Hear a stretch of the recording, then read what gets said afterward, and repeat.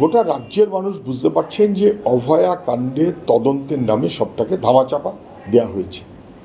গোটা রাজ্যের মানুষ তাদের যে মনোভাব তাকে কার্যত দলিত করেছে আমাদের রাজ্যের সরকার, এবং রাজ্য পুলিশ যেমন কিছু তদন্তের কার্যত কিছু করেনি, সিবিআইও কিছু করে।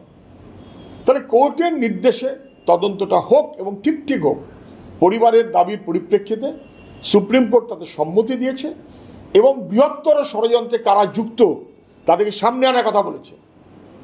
লার্জার কনস্পিরেসি, এটা শুধুমাত্র একটা ধর্ষণ এবং তারপরে খুন শুধু না, এটা ধর্ষণ এবং খুন নানাবিধ ঘটনা, তার আগে পরে অপরাধীদের প্রশ্রয় দেওয়া এবং অপরাধের পাশে সরকার দাঁড়িয়ে যাওয়া, মুখ্যমন্ত্রী সহ এই নানাবিধ এমন কাণ্ড করেছে যেখানে আমাদের রাজ্যের আইন শৃঙ্খলা, রাজ্যের মানুষের নিরাপত্তা, রাজ্যের মেডিকেল এডুকেশন সহ গোটা বাংলার খলখলে চেহারাটা স্পষ্ট হয়ে যাচ্ছে।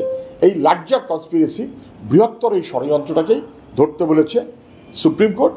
হাইকোর্টে সেই মামলাটা আগামী 13 তারিখ সম্ভবত হবে এবং এটা অত্যন্ত জরুরি।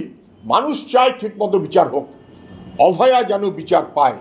বিচার ধামাচাপা দেবার চেষ্টা করছে রাজ্যের শাসক, দিল্লির শাসক।